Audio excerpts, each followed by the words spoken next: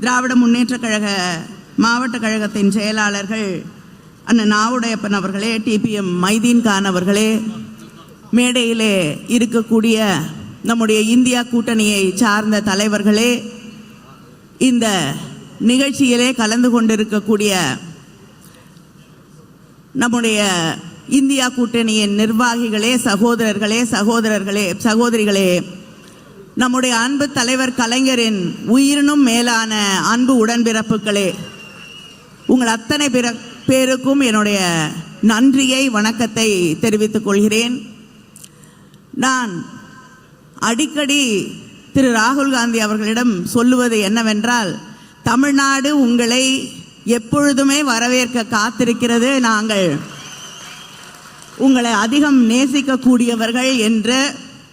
அதற்கு ஒரு உதாரணம், காலையிலிருந்து தகித்து கொண்டிருந்த வெயில் ராகுல் காந்தி அவர்கள் இங்கே கால் வைத்தவுடன்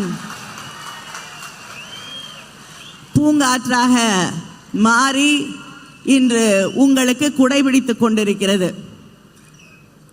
அந்த வரக்கூடிய தேர்தல் என்பது நாம் இந்த நாட்டை, இந்த ஜனநாயகத்தை, நம்முடைய மூதாதையர்கள், இந்த நாட்டின் தலைவர்கள் இந்த நாட்டை எப்படி காண வேண்டும் என்று கனவு கண்டார்களோ, அந்த கனவை நாம் மீட்டெடுக்கக்கூடிய தேர்தல் என்பதை நாம் புரிந்து கொண்டு இந்த தேர்தலிலே வாக்களிக்க வேண்டும். ஏனென்றால் பிஜேபிக்கு ஜனநாயகத்தில் நம்பிக்கை கிடையாது. திரு ராகுல் காந்தி அவர்கள் பாராளுமன்றத்திலே தொடர்ந்து அவர்களை எதிர்த்து கேள்வி கேட்டுக்கொண்டிருந்தார். அதானிகளை பற்றியும் அம்பானிகளுக்கும் அவர்கள் செய்து கொண்டிருந்த சேவைகளை எல்லாம் கேள்வியாக அங்கே பொழிந்தார் என்ற ஒரே காரணத்திற்காக அவரை நாடாளுமன்றத்திலிருந்து விலக்குவதற்கு அத்தனை வழிவகையும் செய்ததுதான் பிஜேபி. எதிர்கட்சியில் இருக்கக்கூடிய தலைவர்களை எல்லாம் சிறைக்கு அனுப்ப வேண்டும், கேள்வி கேட்கக்கூடிய அத்தனை பேரையும் மௌனமாக்க எதை செய்ய வேண்டும் என்றாலும் செய்ய தயாராக இருக்கக்கூடிய ஒரு இயக்கம்தான் பிஜேபி.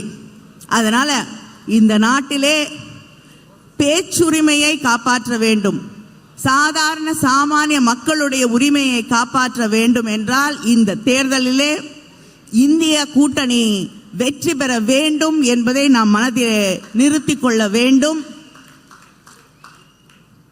நிறைய பேர் விமர்சனம் செய்து கொண்டிருக்கிறார்கள். காங்கிரசும் திராவிட முன்னேற்ற கழகமும் தொடர்ந்து இணைந்தே இருப்பது அவர்களுக்கு ஏற்றுக்கொள்ள முடியாததாக, பார்ப்பதற்கே கொஞ்சம் மனதுக்கு வருத்தம் தரக்கூடிய ஒன்றாக கூட இருக்கிறது.